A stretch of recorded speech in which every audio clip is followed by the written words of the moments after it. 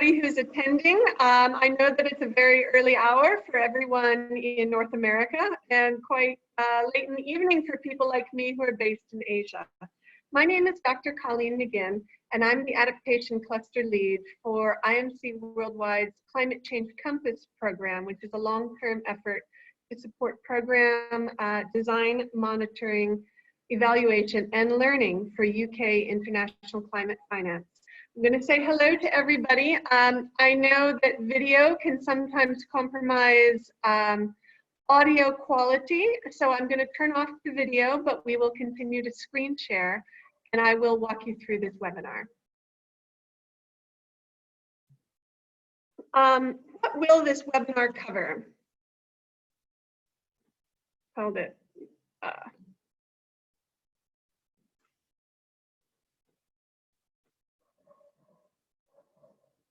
My slides are not advancing. There we go. What will this webinar cover?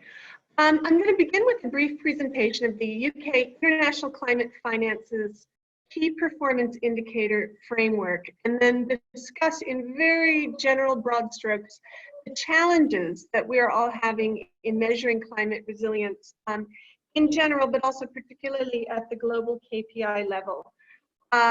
Global trends in climate resilience KPIs and why the UK approach is innovative. It's an imperfect approach, but it is quite different and quite interesting, and as such is interesting and useful to a global audience, which is the purpose of this webinar.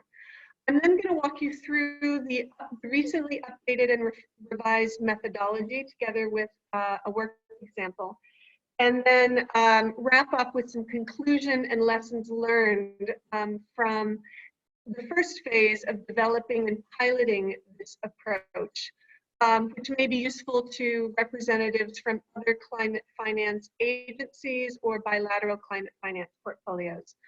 I'm going to quickly touch on measurement, not measurement, but on terminology. UK ICF uses the term key performance indicator for the handful of global level indicators that each program that is affiliated with ICF spend reports towards. Some agencies use different terms like headline indicators or portfolio indicators.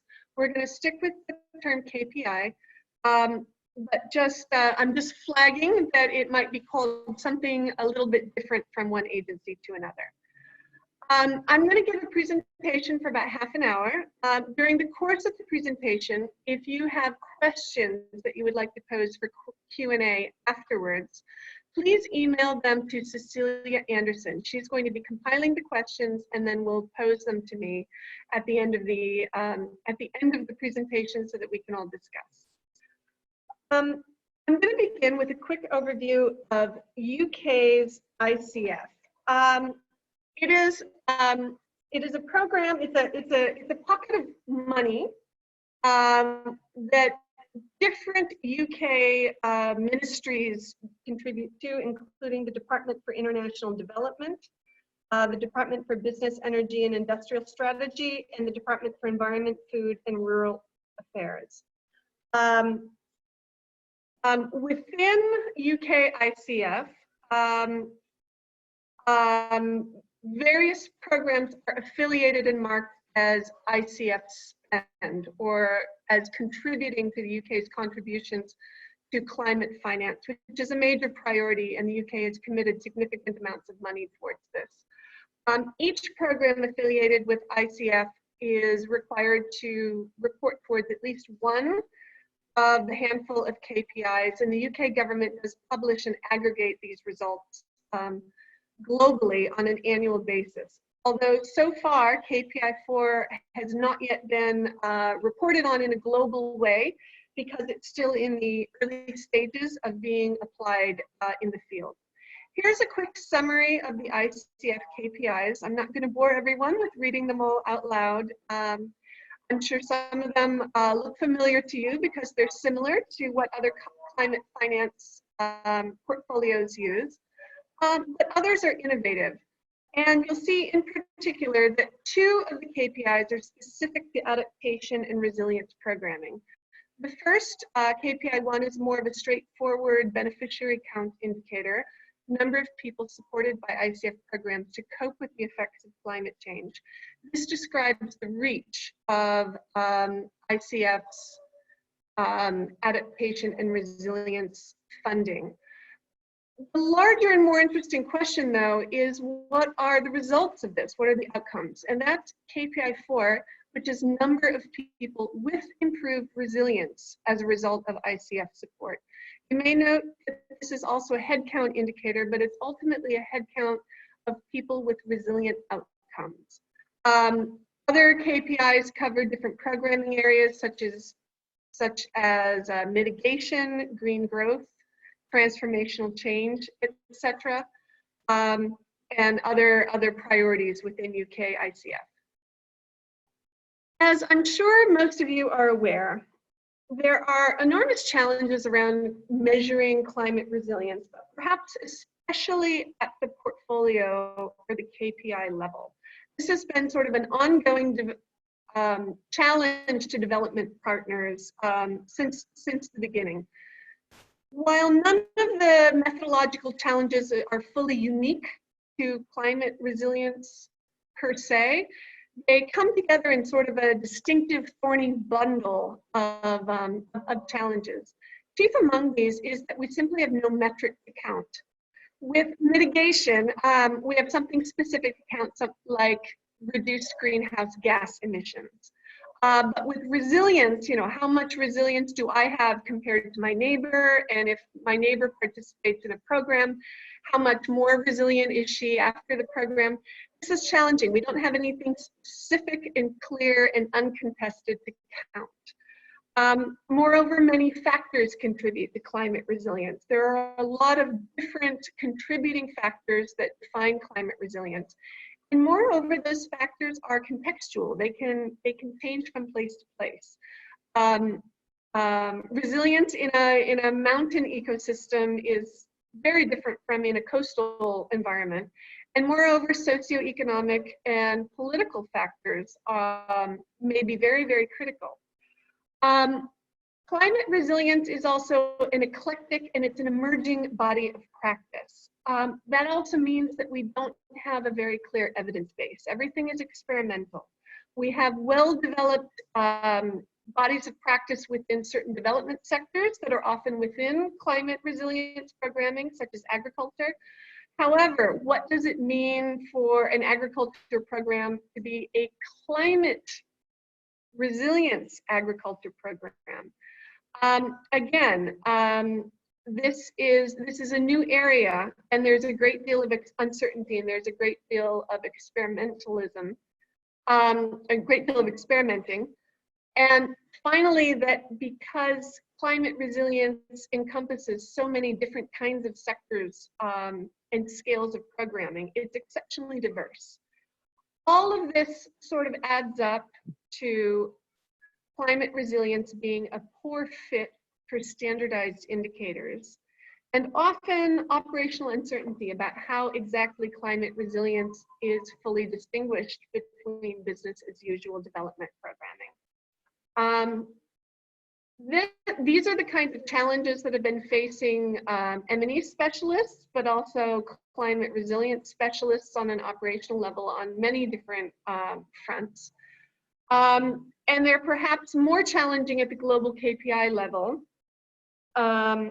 because KPIs are inherently blunt instruments. They're designed to bring together enormous amounts of information together in something that can be summarized and communicated to Parliament, to the public, etc., to demonstrate the reach and efficacy of finance. But it's hard within climate resilience because climate resilience doesn't quite methodologically fit.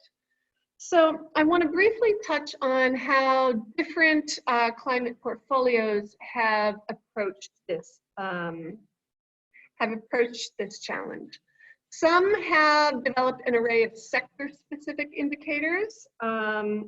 Sector-specific indicators such as a drop-down menu where you choose your sector and then there's a number of indicators within that. that are not really necessarily climate resilience per se, but capture climate resilience aspects of sector-specific work. There have been some approaches around constructing indexes to capture various dimensions of adaptation and resilience. One well-known example focuses on mainstreaming climate change into government planning, and there's an index for that. Some have simply settled for input or output indicators for adaptation and resilience. By that, they simply at the global KPI level try to measure the reach of the programs, but not the outcome or the impact per se. And then on the flip side of that coin, another approach is to define climate resilience as an outcome or as an impact, but there tends to be little or no consistent methodology behind that. So it's not fully quantitative or not fully quantified in a consistent way. This slide simply shows a number of climate portfolios KPIs about adaptation and resilience. In a couple of cases, we consolidated a few very similar indicators into one, so I don't want to start, listing who does what. That's not the purpose of the webinar. But I want to make a few comments about these. First of all, we can see that they largely measure the reach of the programs rather than the outcomes or impacts.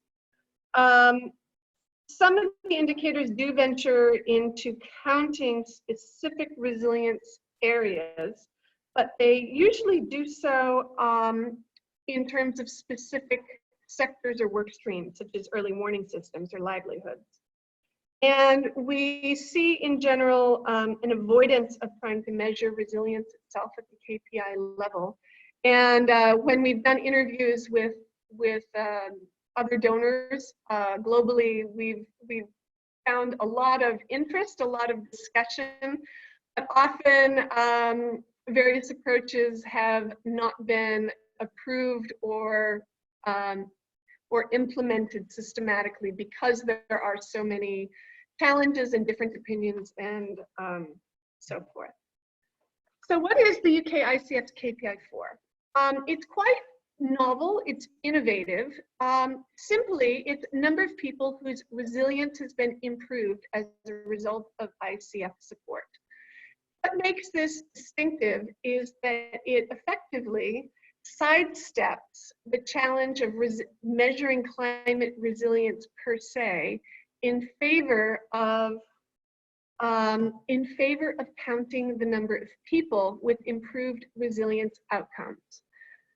The challenge there is, how do you find which people have improved resilience outcomes in a way that is attributable to a particular program or intervention?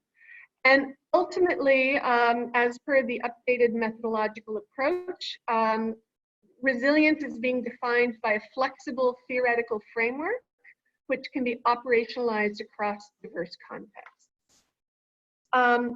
A little bit of background about the KPI-4 methodology. It was originally developed in 2017 and implemented systematically by the Building Resilience and Adaptation to Climate Extremes and Disasters program. That was called BRACED, which was a major, very high profile and very important UK ICF initiative to address climate change across, it was a global program to address climate change with largely, but not exclusively, within a disaster management and DRR programming. Anyways, the BRACED program systematically applied the KPI-4 methodology, and a number of other ICF affiliated programs, IFID and a few others, could apply it voluntarily as well. We at Climate Change Compass conducted a deep dive review of the efficacy and the efficiency and the utility of this methodology. And then posed a number of options towards Her Majesty's government. Do you want to go forward with this indicator? Do you want to revise it? Do something else? What? Ultimately, after considerable reflection and analysis and review, the decision was made to keep the KPI-4 methodology, but to make some significant changes. The new methodological guidance came out at the end of last year. It has not yet been applied globally. Let me talk a little bit about the original methodology and how it's been updated. It was written in a way that was meant to be highly flexible so that it could be used and applied effectively by very diverse programs around the world. It also encompassed a couple of different, and in some cases, divergent trends within UK government's approach to disaster risk reduction, climate change, adaptation, and resilience. So what were the lessons learned from piloting this original methodology? In the end, it was felt that the original note tried to do too many things at once. It was trying to be flexible. It was trying to encompass divergent trends, divergent opinions within key leadership and M&E specialists, but ultimately, doing so made it too imprecise and too confusing. It lacked an authoritative voice, and it was imprecise, too much background information, and in some cases, although it's a technical note and a technical approach, there was a lot of tangents discussing things like basics of statistics and sampling approaches. It made the guidance note very, very long, and it was too technical for some audiences and not technical enough for others. And it was simply too long and had too many options. Uptake was limited and fidelity to the methodology was poor. On the other hand, there was a lot of interest and excitement about it. As I said, it's innovative. There were quite a few programs that tackled it systematically and found it very, very helpful in a way that advanced learning. Advanced learning towards the organization, around the program, about what climate resilience means and how to advance it. And for the programs that really, really did tackle it in depth, even though it was resource intensive and the methodology note was a little bit confusing, they felt it was a valuable and important enterprise. However, you know, they had a lot of input on how to improve the methodology, and so that's what we did last year. The updated note has improved rigor and readability. It has a more authoritative voice, fewer side options, clearer step-by-step instructions, retained some flexibility without being a buffet of options, and it was more robust. The final note I wanted to flag was that the updated methodology is more clearly theory-based. And the reason for this is that ultimately we have to define something before we can measure it. And simply, you know, bringing in a UNFCCC definition of resilience was not practical and operational and clear enough for, say, a DFID program on the field working in water security to really go, hey, how does this apply to us? By having a flexible theory-based approach, it was a bit of something that programs could sink their teeth into and connect their work streams to particular components of a theory. And so this approach has been systematically applied and embraced within the new methodology note. Please bear in mind a few important caveats. KPI-4 is not a panacea. It does not solve resilience measurement at all. And any findings, and ultimately the findings are a number, they should be analyzed and understood and assessed within the context of a more comprehensive evaluation backdrop. And furthermore, you know, as I mentioned earlier, KPIs are inherently blunt instruments. They're useful, they're critical, they're important, but they also serve particular narrow purposes. And KPI-4 is not a magic wand that simply encapsulates everything. It is an interesting and innovative approach to measuring climate resilience at the global level, however, and as such, it's interesting and important. The other thing to bear in mind is that KPI4, the methodology is developed, and for a particular kind of program, it assumes that a program is interacting directly with the population, collecting household survey data. It's maybe resource intensive and it requires some advanced planning. It is a technical note. And as such, it may not be suitable for all programs and all partners. Finally, we want to acknowledge that it does not illuminate the quality, the nature, the intensity of improved resilience, and is not an absolute measure of resilience. Instead, it simply complements other approaches and can contribute to and advance learning and understanding on climate resilience outcomes. So, with that introduction in mind, KPI4 counts the number of people with improved climate resilience. And improved climate resilience is defined by improvements in individuals' capacity to adapt, anticipate, and/or absorb climate-related shocks and stretches. How does it do this? We have an 11-step methodology. I'm not going to read these point by point, but I'm going to go through them all very briefly. First of all, simply confirming that a program qualifies as climate resilience.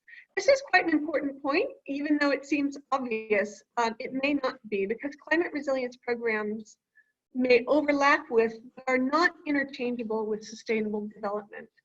And insofar as we are trying to count climate resilience outcomes or contributions towards climate resilience, it's important to distinguish how a program is or is not climate resilience as opposed to simply business as usual. In the case of UK ICF, for a program to be qualified as climate resilience, they must meet certain definitions and be marked as ICF, International Climate Finance Spend, during the project development and approval phase. The next step is considering the exclusion criteria. Reporting to KPI4 is optional and not all programs fit. For example, institutional strengthening programs are better assessed through a different KPI than KPI4. This is really set up for development programs which are interacting with the population. Step 3 is to familiarize yourself with the 3A resilience model, or possibly to select another climate resilience model that's established. This matter is discussed in more detail in the methodology note. I'm not going to return to it here. So what's the 3A model and why is it being embraced? This model was developed by Bahadur et al. And was operationalized by the DFID BRACED program globally. And they also used it to pilot KPI4. Ultimately, the 3A model was found to be flexible and it worked well in pilot tests and in diverse programs and in diverse sectors.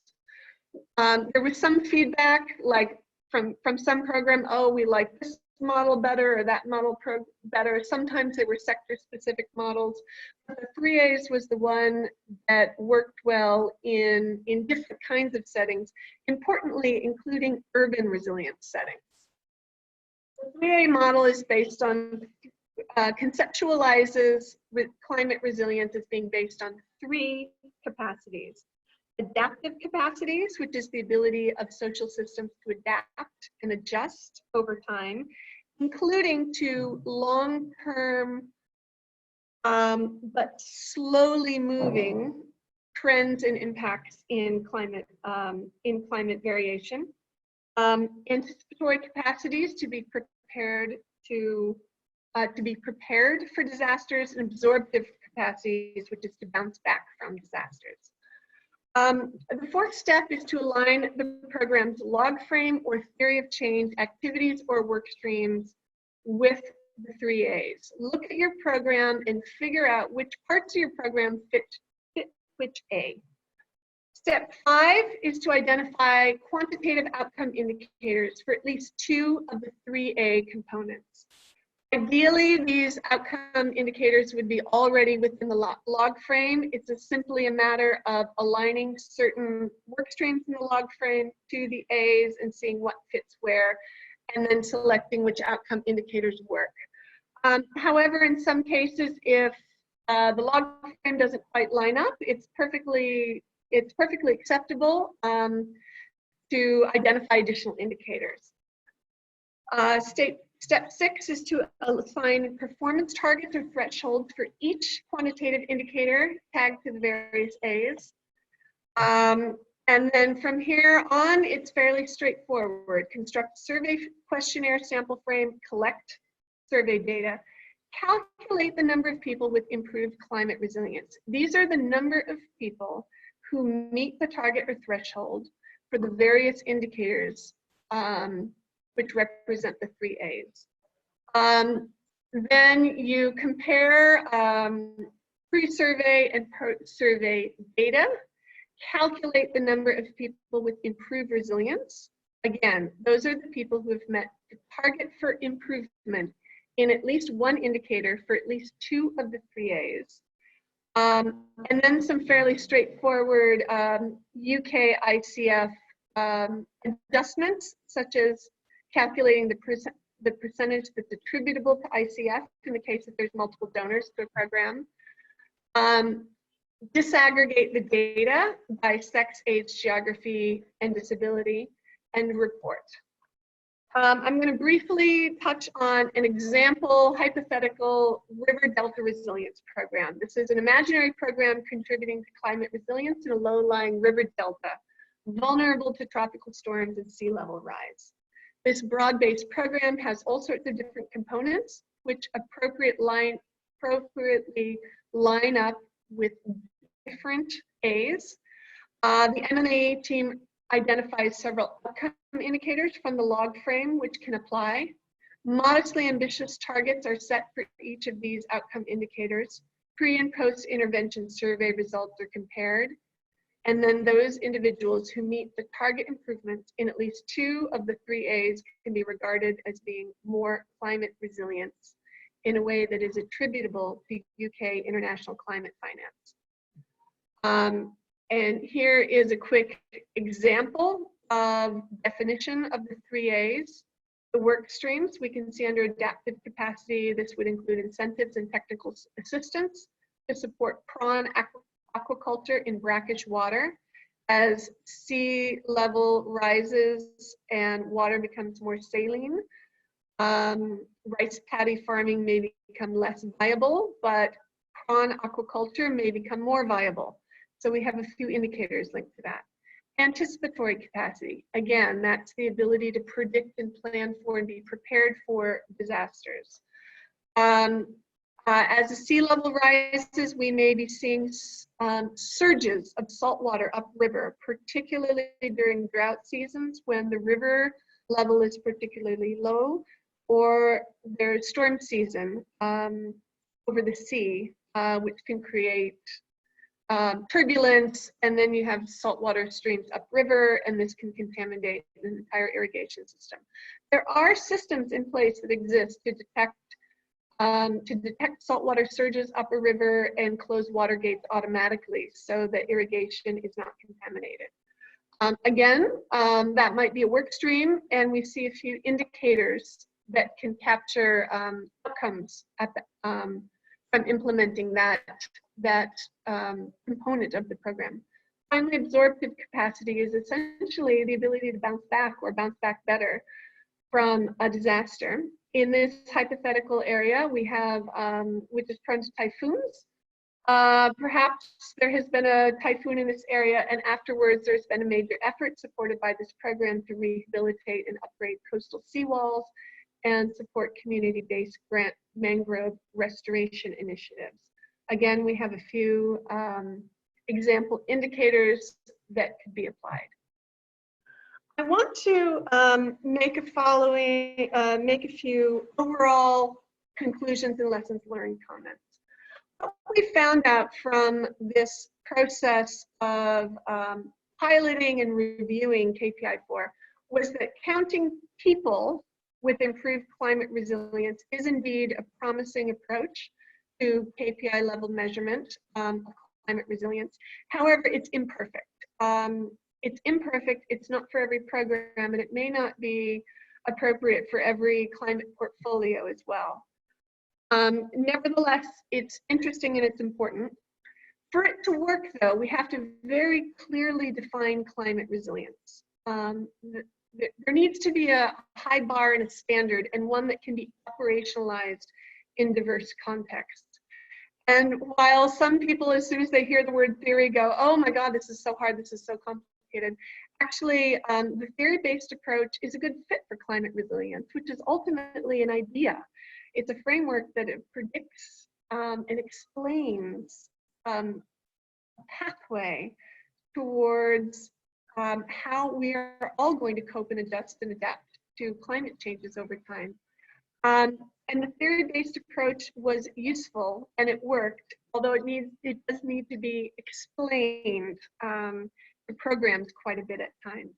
Programs must plan ahead and integrate this within their M&E frameworks and data collection at the outset. It doesn't work to sort of do a program for 4 or 5 years and then go, how have we contributed to climate resilience? It really needs to be built into the front end of the M&E system. And the practical considerations of doing so important. You have the technical skills, you have the budget, and the striking the right balance is important.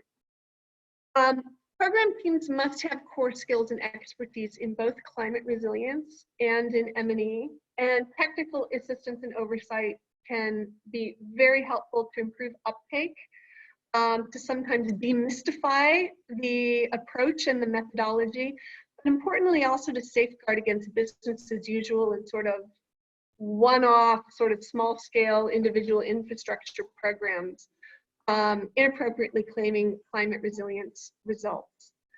KPI 4 is resource intensive, but that said, even though it does not solve many dilemmas surrounding climate resilience measurement, programs did find that it enhanced learning and as such had benefits beyond simply being able to report a number to London. The process helped them think through what climate resilience means and how they're contributing to it.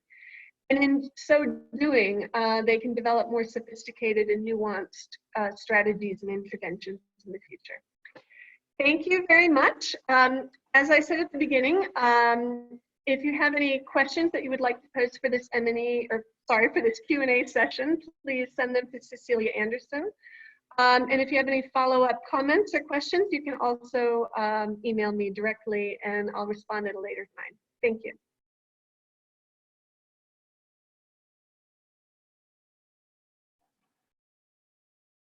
Informative, and I think we'll just jump straight to the questions because I already received a few, and yeah, everyone else, please keep emailing if you have anything on you want to ask Colleen. So the first one goes, the methodology for this resilience indicator does not measure the degree of improvement in resilience. So how do you compare effectiveness between projects or assess value for money in your project? That is an excellent question. Compare projects and value for money, right? The short answer is it's not designed to do either of those. And I think that there's actually some very complicated questions about simply comparing one program to another, particularly if you are trying to compare across different sectors in very diverse environments. How can you compare a program that's trying to control malaria and dengue fever, both of which increase as weather becomes wetter, to a program that's trying to control glacial lake outburst floods in Nepal. You're not going to get a very simple and easy metric that compares a malaria program to a glacial lake outburst flood program. These are dramatically different kinds of programs. And I don't think that KPIs are the right vehicle to be comparing in this way. KPIs are useful. They're useful for a lot of purposes, but like I said, they're quite blunt. And I think to really compare one program to another, a more nuanced approach is beneficial and necessary, and is not quite KPI issue or problem. Regarding value for money, again, I think that needs to be assessed in a contextual way. Going back to the example of controlling malaria and dengue fever, how much that costs and what the value for money. I mean, controlling malaria and dengue within context of an increasingly wet monsoon season, you may have very different outcomes in a middle income country city compared to a refugee camp in a complex emergency setting. This is not quite the role of KPIs to untangle those. KPIs describe the reach of finance and a bit of a proxy snapshot of outcomes. But I think these kinds of more in-depth questions require a more nuanced approach. KPIs could be part of, one piece of that puzzle, but ultimately, this KPI is not fit for purpose for addressing those questions. All right, thank you very much. I have a maybe slightly critical question here. I'm going to ask you anyway. All right. Resilience, well, it's not so bad, but it's asking, resilience is resource intensive and complicated to measure, so why do we bother? What's your best argument for capturing resilience in projects and at portfolio level? Okay, I think the best answer to that is that climate change is a global problem. Climate resilience is local. It is an entirely new body of practice. It may be grounded in long-standing development sectors like disaster risk reduction, agriculture, etc. But ultimately, it is a new body of practice, and everything that we are doing is experimental. And we don't know what works and what does not from a climate perspective, as opposed to separately from a general public health perspective. And frankly, we've got one generation to figure this out and build an evidence base. And M&E is our most resourced and powerful and systematic tool to build that evidence base. KPIs are only one part of that toolbox, but they're a critical one. And given the fact that we have no metric count, so we don't have a bottom line, and everything that we're doing is experimental, and an evidence base is only emerging right now, we really have to figure out what we're doing and what works the best. And it's well worth putting resources into that. Thank you, and I'm glad you think so. The next question I've gotten, it's actually visible to everyone. It says, without an explicit theory of change, what would be the limitations of using the model? Okay, first of all, I want to clarify between the 3A model and a theory of change, because individual programs may have a theory of change. We actually, as part of our deep dive review, ultimately it was decided after considerable analysis and discussion to embrace a formal theoretical framework rather than an individual program theory of change. The reason for this was we needed some sort of consistency, some sort of consistency that could be applied across diverse contexts, rather than every single program being completely new and completely different, and completely individual. We are, it is a quantitative indicator, and we need a certain level, not so much a certain level, we needed to strike a balance between flexibility on an individual program level, while also some tool to help define and measure some climate resilience across programs. And it was felt that the formal theoretical framework was the best approach. And even though it sounded a little bit abstract when you first talk about it and first introduce it to programs, in the end, it was the most practical approach. In terms of the limits of the model, one is that the three categories of the 3As are quite general. So the advantage is lots of different programs can plug into it. The disadvantage is that it's a bit general. And in some cases, like, we got some very strong and I think excellent feedback from somebody who had used a different model of climate resilience for a particular program and thought it was much better, highly recommended it. But when we looked into it, it couldn't be used in urban settings at all. So like I said, the 3A model was ultimately selected because it struck the right balance between flexibility and coherence. But it's not a perfect model, and yes, there are limitations. You will see, if you download and read the entire methodology note, that there is an option to use another formal model if something is specifically climate focused and a better fit for a particular sector for an organization. Thank you, Colleen. I think you actually might indirectly already have answered this, but while we are at the 3As, I'd like to ask what happens if a project can only demonstrate improvements in one of the 3As? Then do they have any options of claiming other types of resilience improvements, or at least report tentative resilience, or how do we tackle that? All right, the short answer is no. All right, I'll give you a little bit of background on that.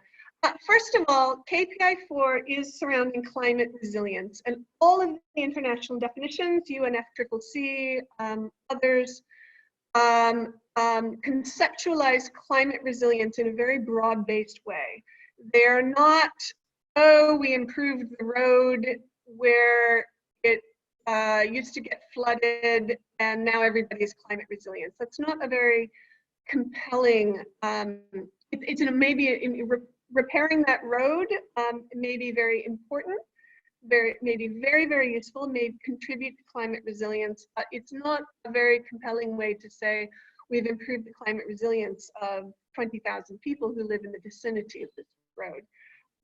Ultimately, climate resilience is a higher bar than climate change adaptation, and some of the smaller scale or one-off projects that are around adaptation don't quite meet international standards and definitions for climate resilience. All that said, as I mentioned at the beginning, KPI 4 is one of a suite of KPI indicators, and some of the more narrowly based or one-off programs or interventions are entirely welcome and encouraged to report towards KPI 1, which is an adaptation output indicator on number of people supported cope. It's a lower, adaptation is a lower bar than resilience, and we wanted to include that distinction. So programs that don't quite meet the definition of KPI 4 does not mean that they're not valuable, not important. It just means that they're not compellingly climate resilience programs. But there's other KPIs that they can report towards and should. Brilliant. I think I'm getting a lot of questions about the 3As, so we'll take one last question around that before we move on to sort of broader KPIs and portfolio level frameworks. All right. Because there's a pretty good one here asking if you can pick your measurements within some of the 3A categories and only some entries there. Are we not missing systems thinking and are biased to measure only the one point where climate resilience can be said to have improved, but disregard that it may have gone down in another? If it's gone up in one area but down in another, right? Yeah. All right. Regarding the systems thinking, that is basically a follow-up approach, or really a follow-up point to the last question, which is what about the what about the programs that are only fitting 1A, say anticipatory capacities. The whole point of the systems thinking is why it was a contributing factor to why we were requiring a program to show improvements in at least 2 of the 3As. Because that edges to, it's not a full system, but it edges towards a more diverse set of improvements, rather than just sort of a one-hit wonder. You know what I mean? In terms of picking your measurements in the 3As, what if it goes up in one area? Or what if it goes up in 2 areas and down in 1? Again, we are counting the number of people with improvements in at least 2 outcome level indicators that hit at least 2 outcome level indicators among the A's. So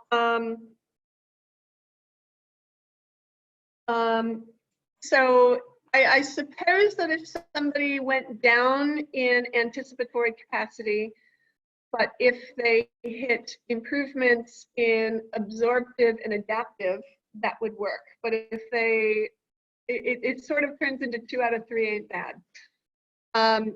Again, this is not a perfect approach, but it's not a perfect approach, but it was, like I said, it was the best balance that we could come up with in terms of balancing rigor and practicality and operationalizing what is really quite a complex topic. And I think actually that leads us to the next question, which is also about that balance, about maybe rigor and it being practical to apply in a project. Because we have a question about when is it good to use sort of more detailed key performance indicators, or when when do you have to make the trade-off between simplicity and then broad applicability of the KPI, and would that mean that the methodology is not suitable in certain situations, or do you understand the question I'm trying to say? Sorry. That's an excellent question.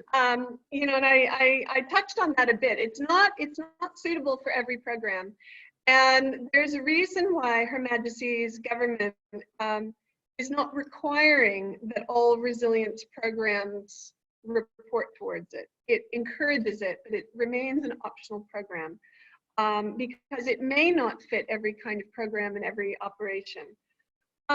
In the end, I think the methodology, it can come off as being a bit intimidating at first, but really it's a matter of sitting down with the log frame, tagging which parts of your log frame fit the 3A definitions, singling out the outcomes, and then running the right queries in the database.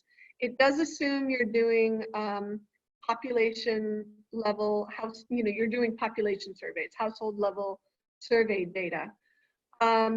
The queries that you would do in your database are not that complex, and it should probably take about half a day for a skilled M&E team to really review like I said, review the log frame, align things, match them up, and then make sure everything's included in the overall M&E framework. It's not going to work very easily for somebody who's been operating a program for several years and do retroactively. So like I said, having support, having some training, having some oversight to demystify some of the steps a little bit makes a big difference. It can make a big difference. A little bit of hand-holding, but it's actually, if you've got a robust log frame, and importantly, if your program is a broad-based climate resilience program with a couple of different components and is doing population survey data, it shouldn't be an enormous amount of time. The thing that I think gets resource intensive is if there's some sort of gap along the way. For example, like trying to apply the whole thing retroactively when it wasn't, you know, to survey data from 5 years before, and you don't quite have indicators that match your A's and things like that. That doesn't quite work. But it can be integrated, I think, in a fairly straightforward way from the beginning, with a bit of guidance and technical assistance and training. Brilliant. So encouragement to think about resilience and how to capture it from the beginning and not 5 years after that you've tried to do resilience. That's a good thing to remember. I think we have time for another question.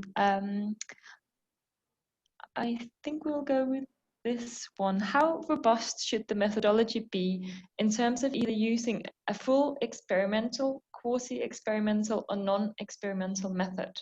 So this links to the whole issue of attribution versus contribution. Mm-hmm.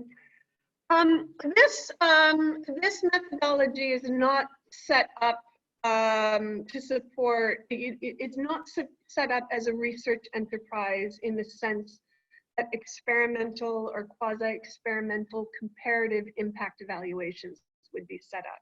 This is designed to be set up so that, you know, let's take the River Delta Resilience Program, which is financed by DFID to implement specific activities and programs in an operational area and try to track the results and impact over time.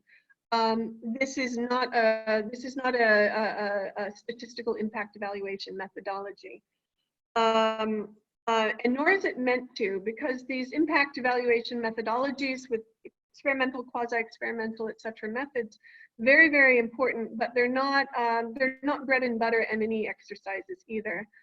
They're in many respects more important and more significant because the findings are stronger, but they're not routine programmatic operations. And KPIs, again, serve a specific and narrower purpose to describe the reach and at least in a proxy way, the outcome of climate finance. They're not in-depth M&E studies or surveys or investigations. But like I said, the experience with the programs that piloted KPI for was, despite the fact that everybody was confused at first, once they got the hang of it, and once they did it, they often found that there was a lot of learning that went into the process that was beneficial besides simply coming up with a number at the end to report to London. Thank you, Colleen. I think we're running out of time here, but if anyone has any follow-up comments or questions, please do get in touch with either Colleen and I on our email addresses. We'll be happy to discuss further, because this is, as we said, a new KPI for us. It's still in a trialing phase, and we're trying to implement it in some of our resilience projects in DFID. So we'll also be happy to hear people's experiences with this methodology. And I should probably mention the webinar recording and slides will be uploaded in a few days.